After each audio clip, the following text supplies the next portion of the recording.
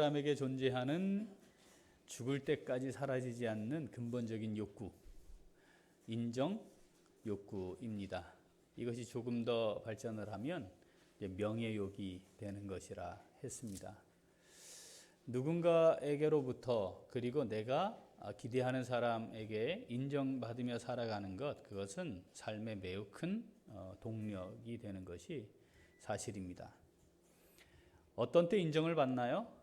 성실하고 충성스럽고 때로는 정직하고 정의로우면 자연스럽게 인정받는 삶을 살아가게 됩니다. 그런데 그런 삶은 살아가지 않으면서 인정은 받고 싶은 마음이 드는 것이 우리들 사람의 아주 기본적인 연약함이고 마음입니다. 신앙생활을 하면서도 사실 크게 다르지 않습니다. 사람들에게 믿음이 좋은 사람으로, 그리고 신앙생활을 잘하는 사람으로, 그리고 어른으로 인정받고 싶은 마음 우리 안에 다 있습니다. 제가 목회를 30년 이상 하지만 좋은 목사님이야 이 소리 듣고 싶지, 우리 목사님 왜 그런지 모르겠어, 이 소리 듣고 싶지 않거든요. 그런데 그런 자연스러운 평가가 어떻게 나와야 하느냐, 그것은 하나님 앞에서 정말 두렵고 떨림으로 믿음으로 살려고 애쓰고 그렇게 해서 영적으로 자라고 성숙해감의 결과로 나타나야 하는 것이죠. 그런데 그 과정은 소홀히 하면서 인정은 받고 싶어 하면 어떤 모습이 나타날까요? 외식하게 됩니다. 사람들에게 보이기 위해 무엇을 하려고 하고 사람들이 어떻게 평가할까 하는 것에 삶의 중심을 두게 되겠지요. 예수님은 이것에 대해 아주 강력하게 경고하셨습니다. 예루살렘 교회는 예수님께서 내가 내 교회를 세울 것이다 라고 말씀하시고 처음으로 이 땅의 성령의 현재적 임재를 경험하는 그 주님의 교회 모형으로 세워진 교회였습니다. 이렇게 정말 성도들이 성령의 충만함도 경험하면서 이런 공동체를 이룰 수 있을까? 이걸 다시 이 시대에 재현하자고 하면 불가능해. 이렇게 반응할 수밖에 없는, 그렇게 보여지는 교회였습니다. 그런데 주님께서 이 예루살렘 교회를 세워가시는 과정에 앞으로 세워지게 될 교회가 어떠한지에 대해서도 동시에 우리에게 말씀을 주시고 있습니다. 그건 뭐냐면 완전하지 않은 교회란다입니다. 그래서 예루살렘 교회 안에 있었던 다양한 현상들을 가감하지 않고 있는 그대로 하나님이 기록하셔서 우리에게 지금 읽히게 하시고, 이 말씀을 통해서 우리가 세워가야 할 교회가 어떤 교회여야 하는지, 주님의 교회로 세워간다는 것은 어떤 것인지에 대해 우리에게 말씀하시는 것이죠. 몇 주 동안 우리가 5월에 가정의 달의 말씀을 나누어서 아나니아와 삽비라 사건, 4월에 우리가 말씀을 살핀 것 가물가물하시죠? 아나니아와 삽비라 이 부부가 인정받고 싶었습니다.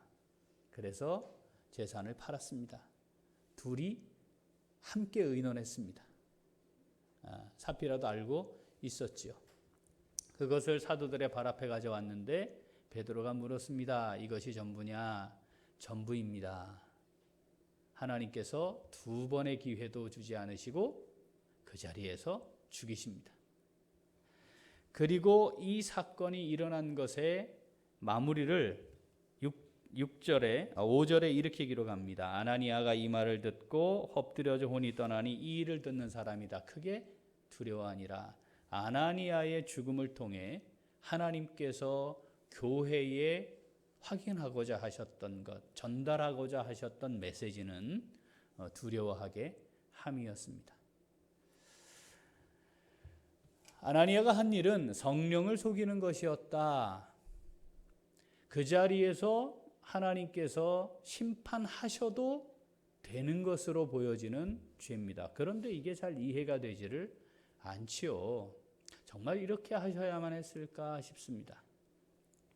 3시간이 지났고 오늘 이제 우리가 함께 살펴보고자 하는 말씀, 이제 삽비라가 죽임을 당하는 상황입니다. 자, 5장 7절 한번 읽어보겠습니다.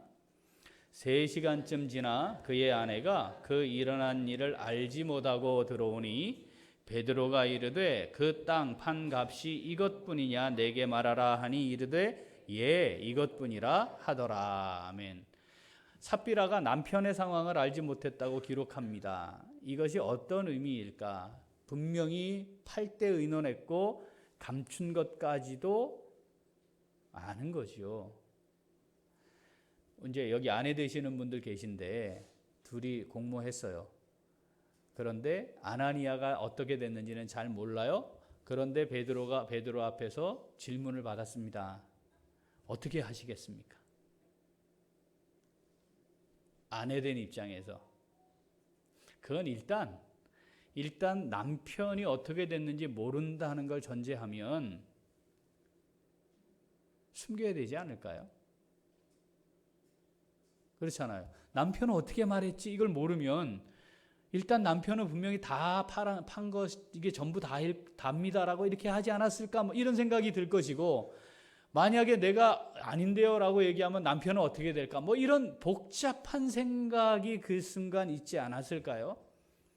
적어도 남편 나쁜 사람 만들지는 말아야 되겠다 뭐 이런 생각은 하는 것이 아내로서의 지극히 당연한 생각 아니었을까요?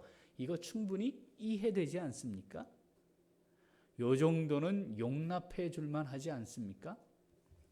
그런데 하나님께서 그 대답에 대해 또 동일하게 한 번 더 기회를 주지 않으시고 이 삽비라를 죽이십니다. 자, 9절 같이 읽어보죠. 베드로가 이르되 너희가 어찌 함께 꾀하여 주의 영을 시험하려 하느냐? 보라, 내 남편을 장사하고 오는 사람들의 발이 문 앞에 이르렀으니 또 너를 메어 내가리라 하니. 함께 주의 영을 시험하는 겁니다. 지금 교회에 임재하고 계시는 성령을 시험해서는 안 된다는 겁니다. 아나니아 삽비라가 지은 죄는 현재 교회를 주관하고 계시는 성령을 속이는 것이었고 그 성령을 시험하는 거였습니다. 내가 이렇게 거짓을 말해도 교회를 속여도 문제를 만들어도 아무것도 할 수 없을 거야. 이것이 주의 영을 시험하는 것이었습니다. 10절 읽어보죠. 곧 그가 베드로의 발 앞에 엎드려져 혼이 떠나는지라 젊은 사람들이 들어와 죽은 것을 보고 메어다가 그의 남편 곁에 장사하니. 아나니아 삽비라 정말 그 자리에서 죽임을 당해야 할 만큼 큰 죄, 나쁜 죄, 용서받을 수 없는 죄를 지은 사람들입니까? 그런가요? 이 말씀을 읽을 때 당연히 그렇게 돼야지 이런 느낌을 받으십니까? 아닙니다. 사실은 여러 가지로 볼 때 이건 좀 하나님이 너무하신 거 아닌가 싶습니다. 재산을 팔려고 마음먹지 않은 사람들이 많이 있었거든요. 그러니까 그만큼이라도 한 사람이 어딥니까? 팔아놓고 그럴 수 있지. 이거 충분히 이 정도는 우리가 용납해 줄 만한 상황 아니었나요? 속인 것이 분명하긴 하지만 최소한 사랑의 하나님께서 한 번 더 기회는 주셔야 하지 않나. 영원하신 인자하심을 갖고 계시는, 무궁하신 인자하심을 갖고 계시는 하나님, 이렇게 하셔도 되는가 싶습니다. 그런데 우리가 놓치지 말아야 할 게 있습니다. 하나님께서 일반적으로 행하심과 특별하게 행하심이 있어요. 하나님이 하나님을 계시해서 보여주시는 것도 일반 계시가 있고 특별 계시가 있는 것처럼 하나님께서 행하심에 하나님이 말씀하시는 일반적인 원리를 벗어나지 않고 행하시는 것이 있습니다. 이게 사실은 절대 다수죠. 그런데 어떤 경우는 그 일반적인 범주를 벗어나 특별하게 뭔가를 하는 경우가 있습니다. 그럴 때에는 거기에 뭐가 담겨 있는 걸까요? 하나님의 특별한 의지 또는 의도가 담겨 있는 거죠. 아이들 키워보셨잖아요. 아이가 잘못할 때마다 징계합니까? 혼냅니까? 그렇지 않잖아요. 어떤 때는 정말 크게 혼날 것 같은데 부모님이 상 넘어가는 경우가 있어요. 이야, 정말 안도의 한숨을 쉴 때가 있죠. 근데 생각할 때 이건 별거 아닌 것 같은데 이걸 가지고 오늘 스트레스 받으셨나? 부부싸움 하셨나? 왜 이러시지? 뭐 이런 느낌이 있을 때도 있잖아요. 우리 육체의 부모들은 그 자기의 영향 때문에 하는 일이 있으니까 불완전한데 하나님은 완전하시기 때문에 분명한 의지와 의도를 가지고 그 일을 하시는 거죠. 우리가 이렇게 느끼는 것처럼 하나님께서 그렇게 행하시는 거죠. 이건 매우 이례적입니다. 일반적이지 않아요. 특별해요. 그렇다면 여기에는 뭐가 담겨 있어요?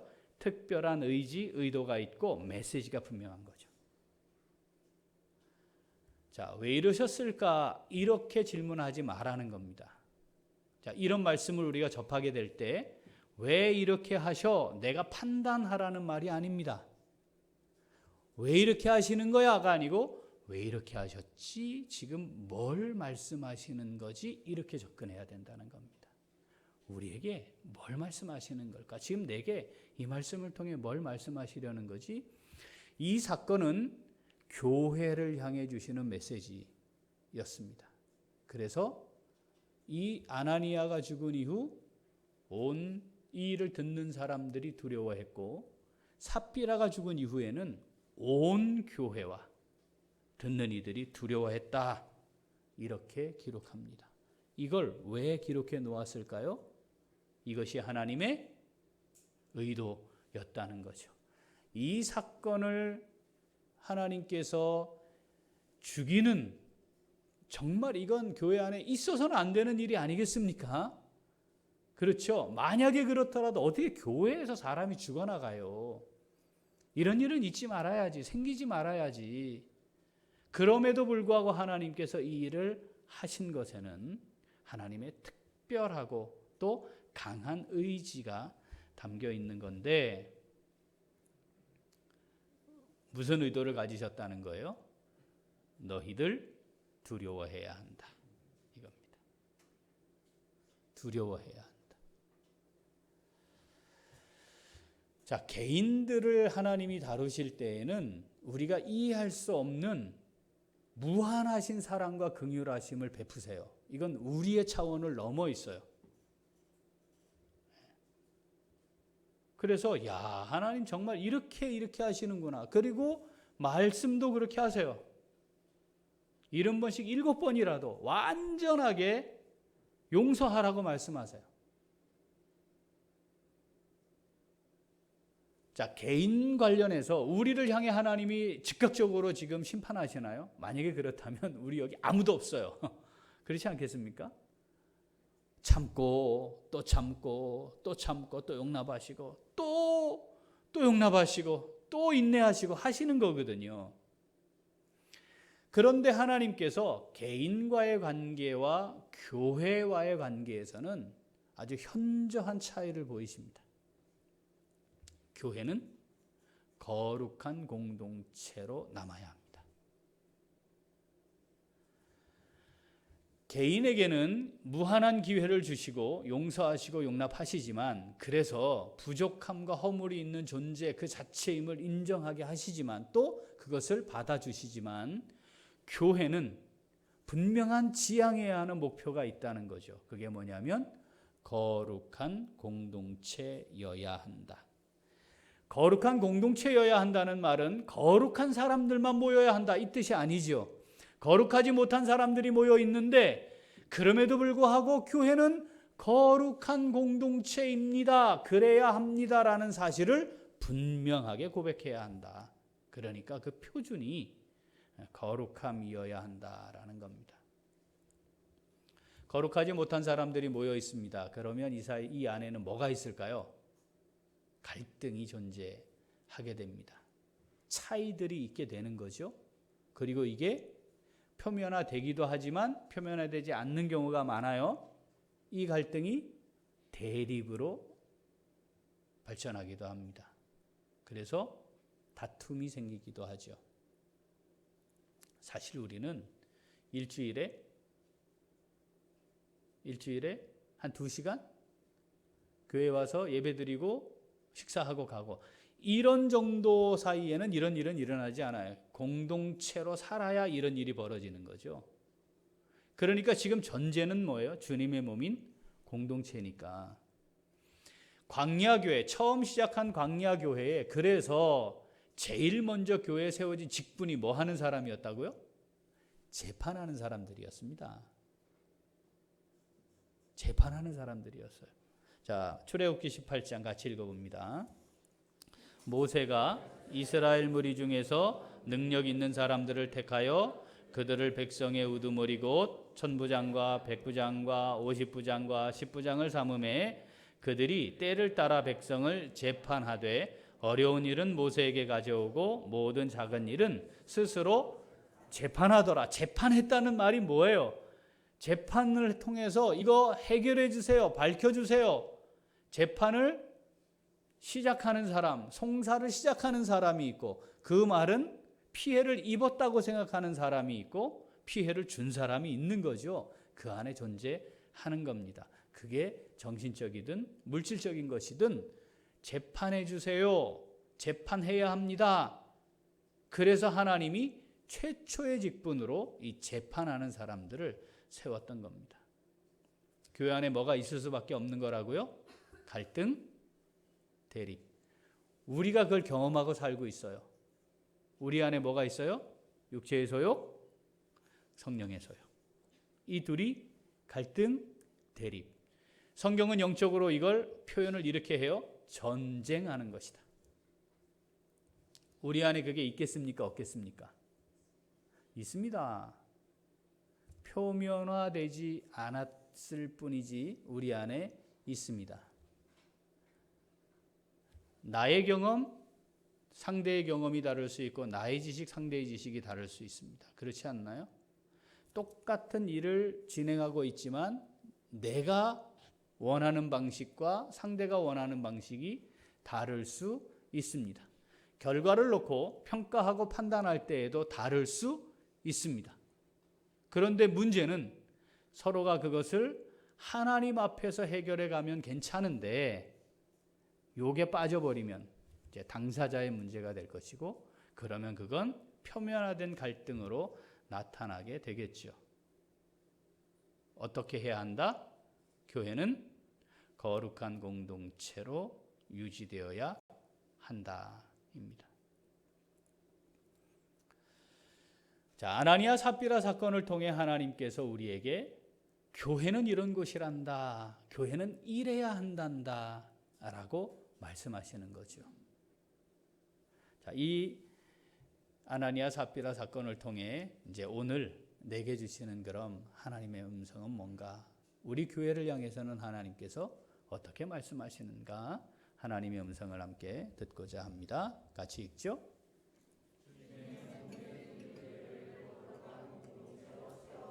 한 번 더.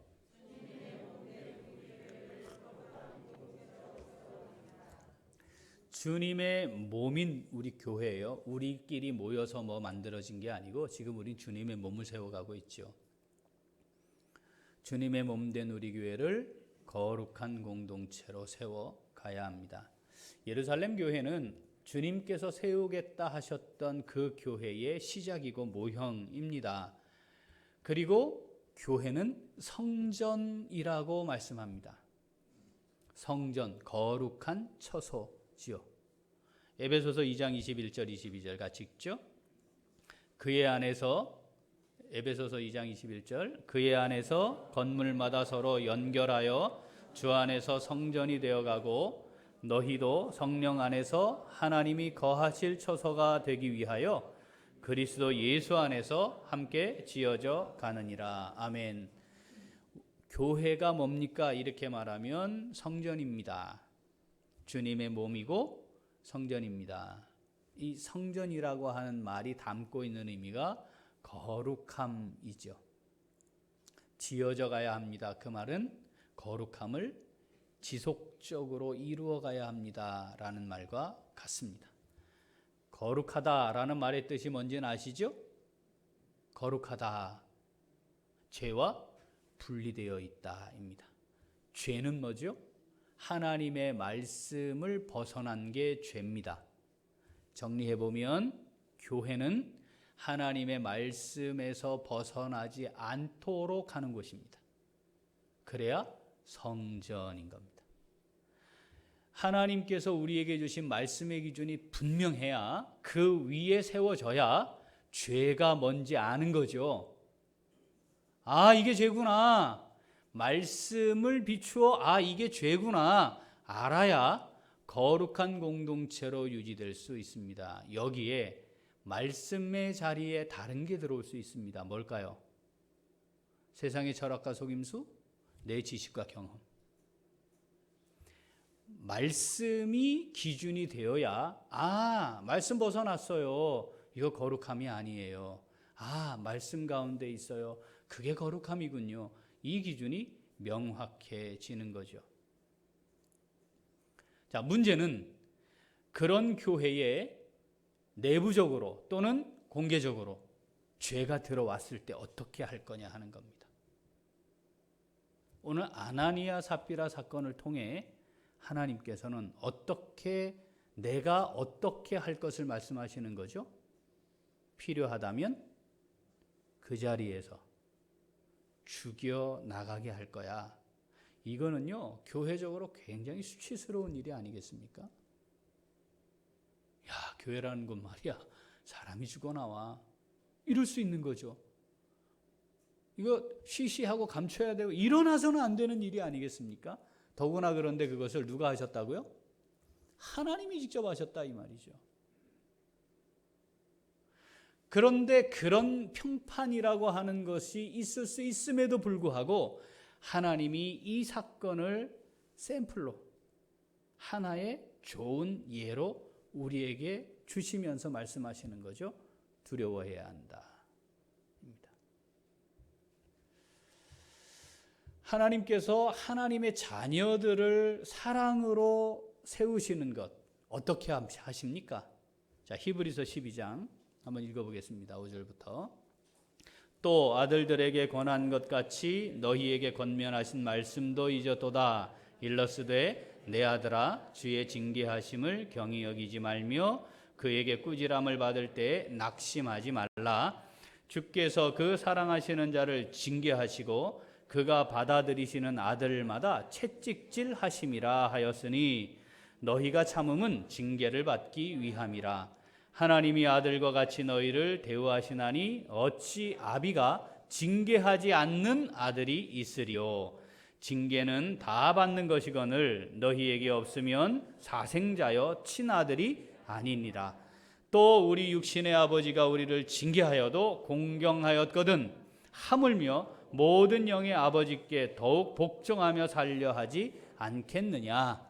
그들은 잠시 자기의 뜻대로 우리를 징계하였거니와 오직 하나님은 우리의 유익을 위하여 그의 거룩하심에 참여하게 하시느니라. 무릇 징계가 당시에는 즐거워 보이지 않고 슬퍼 보이나 후에 그로 말미암아 연단받는 자들은 의와 평강의 열매를 맺느니라. 아멘. 이해가 안 되는 부분 없으시죠? 징계받는 사람이 하나님의 아들입니다. 징계 안 받으면 하나님이 버린 자식이래요. 우리가 인생을 살면서 하루하루를 살아가면서 하나님 우리 징계하시는 거 깨닫고 계십니까? 그래서 하나님 아직 저 포기하지 않으셨군요. 하나님 저를 사랑해 주셔서 감사합니다. 이런 응답을 하나님께 드려보신 적 있으십니까? 만약에 그게 없다면 두려워해야 해요. 뭘 두려워해야 할까요? 하나님 나 포기하셨나? 에이 설마 그렇진 않겠죠? 하나님의 사랑의 표현이 징계고 왜 그러면 징계하신다고요? 그의 거룩하심에 참여하게 하시려고. 그냥 우리가 거룩해지는 게 아니에요. 그런 사람은 존재하지 않습니다. 착각하지 말아야 돼요. 나는 징계받을 일이 없다. 착각하지 말아야 돼요. 하나님이 기회를 조금 더 주고 계시는 거죠. 뭐 하라고? 회개하라고. 하나님이 우리를 향해 갖고 계시는 간절한 사랑의 마음은 얘야, 네가 거룩한 나의 거룩함을 따라 거룩한 삶을 살면 정말 좋겠어. 이 마음이신 거죠. 그런데 하나님이 내 삶의 중심에 와 있지 않고 말씀이 기준이 되지 않으면 내가 하고 싶은 대로 하는 겁니다. 여러분, 아무 생각 없이 하면 그렇게 될 확률이 99.9%예요. 왜냐하면 우리의 본질이 그러니까. 그러면서 온갖 이유를 대가며 내가 이렇게밖에 할 수 없는 이유들에 대해 설명하려고 하겠죠. 아니면 외면하는 겁니다. 회피하는 겁니다. 그래서 거룩한 하나님의 사람으로 살아가는 것, 이것이 내 인생에 더 이상 중요한 문제가 되지 않게 됩니다. 이런 기본적인 원리 때문에 교회는 아주 중요한 교회, 참된 교회냐를 설명하는 3가지 표지를 만들었어요. 말씀의 참된 선포, 성례의 정당한 집행, 권징의 신실한 시행. 권면하고 징계하는 거 해야 된다. 이거 안 하면 교회가 아니다.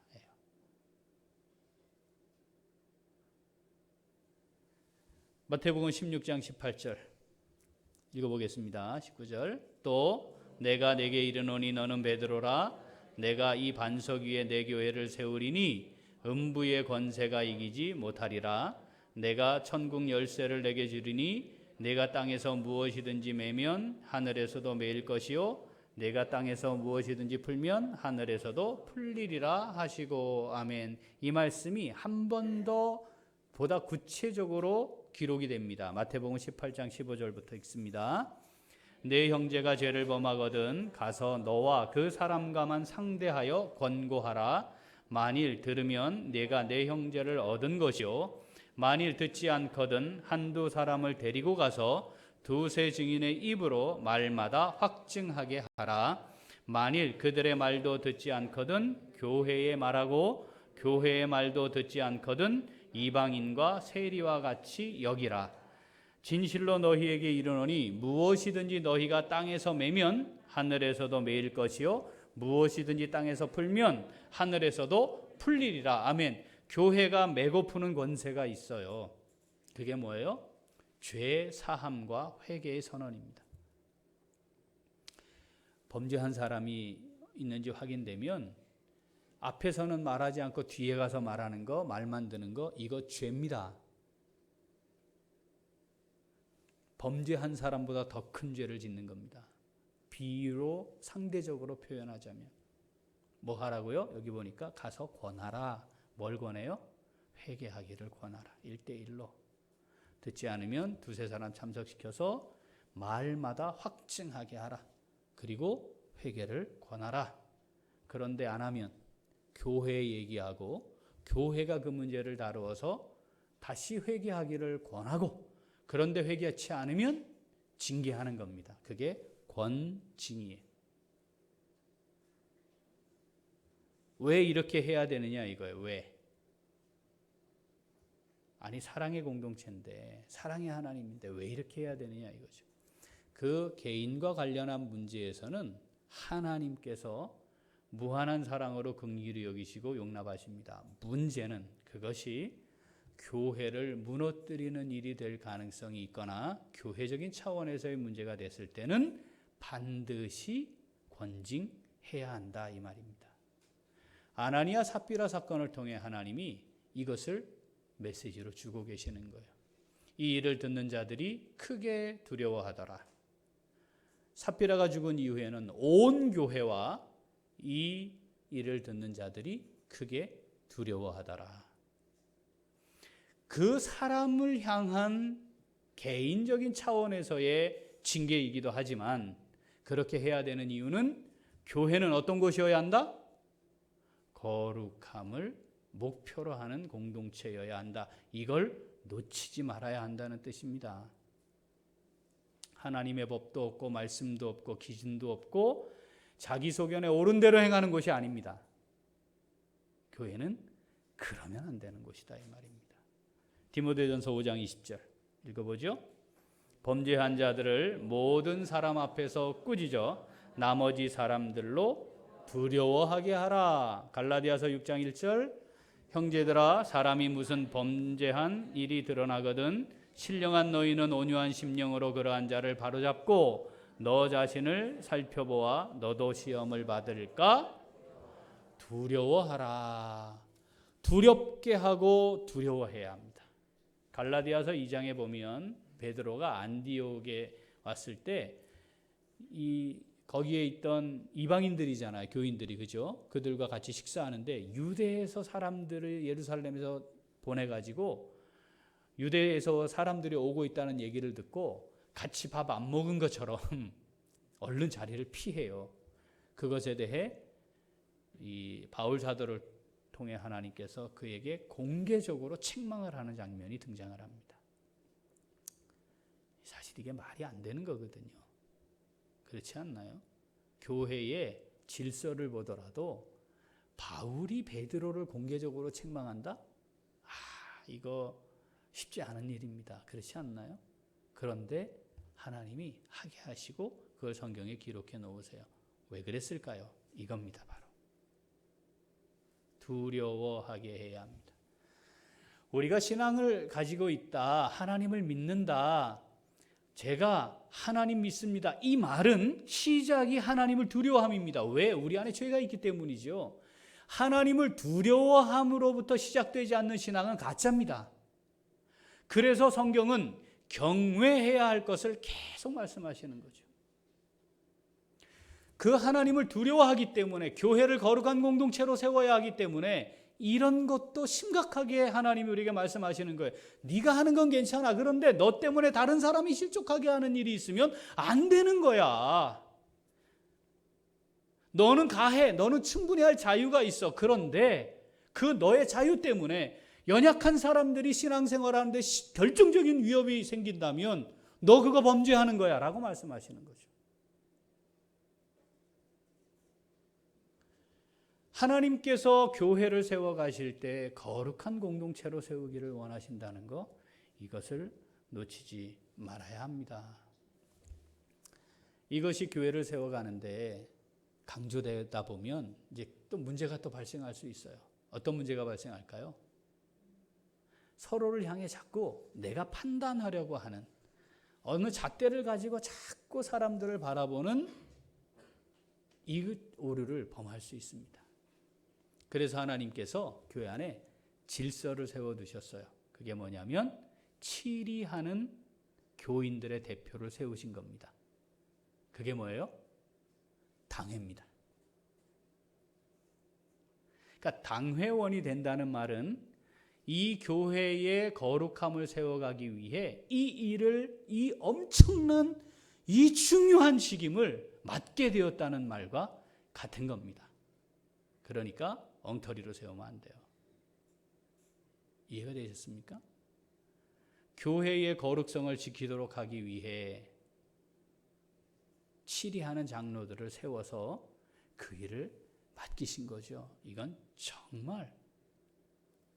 정말 엄중하고 두렵고 떨림으로 받아야 하고 아무나 함부로 해서는 안 된다는 말이기도 하고 그럼에도 불구하고 반드시 해야 하는 일이기도 하고 뭐 이런 겁니다. 그걸 하나님이 어떻게 보이셨다고요? 그 자리에서 죽여버리는 것으로. 우리 지금 마스크 쓰고 있습니다. 왜 마스크 쓰고 있어요? 확진자 경험하시지 않으셨나요? 이제 우리 교회 성도들 꽤 있어요. 이미 접종률이 90% 가까워요. 그죠? 또 확진자 이미 2천만 명이 확인된 거, 카운트된 게 1,700 몇십만 명, 1,800만 명 가까운데 검사 안 한 사람들, 제가 알고 있는 사람들도 꽤 있거든요. 그거 다 합치면 이미 절반 이상이 이미 다 감염된 거 아닌가요? 이 정도 되면 소위 의학에서 말하는 집단 면역 상태다 뭐 이렇게 얘기하잖아요. 그런데 우리 지금 마스크 왜 하죠? 그래도 안전하게 합시다 뭐 이런 거잖아요. 혹시 모르니까 바이러스 침투할 수 있으니까. 교회가 이 정도 수준은 돼야 합니다. 혹시 죄가 들어와서, 혹시 저게 문제가 돼서 우리 교회를 거룩한 교회로 세워가는데 방해가 될 수 있지 않을까? 그렇다면 마스크 쓰는 거죠. 문제는 우리가 다 그 바이러스를 지니고 살고 있다는 겁니다. 그러니까 마스크 써야 합니다. 그 마스크 쓰는 게 뭐예요? 권징입니다. 우리 교회가 하나님의 말씀 위에 잘 세워지는 거룩한 공동체가 되면 좋겠습니다. 우리 장로님들을 위해 온 교회가 기도해야 하는 이유도 여기에 있어요. 우리 교회를 하나님 거룩한 공동체로 잘 세워갈 수 있도록 세워진 장로님들이 그 역할을 잘 감당하여 교회를 이끌어갈 수 있도록, 그리고 저를 위해 기도하셔야죠. 우리 목사님 변질되지 않도록, 말씀에서 벗어난 거 자꾸 하려고 하지 않도록 철저하게 말씀에 따라 하는 것 놓치지 않도록 말씀의 표준으로 교회를 잘 이끌어 가실 수 있도록 기도해 주셔야 합니다. 그래야 우리 교회가 거룩한 주님의 몸인 공동체로 잘 세워질 수 있습니다. 누구의 개인이 하는 게 아니고 우리 모두가 하는 것이라는 것 기억하시고 하나님 앞에 우리 교회가 거룩한 공동체로 잘 세워질 수 있기를 소원합니다. 아멘. 기도하겠습니다. 하나님 아버지 감사합니다. 아나니아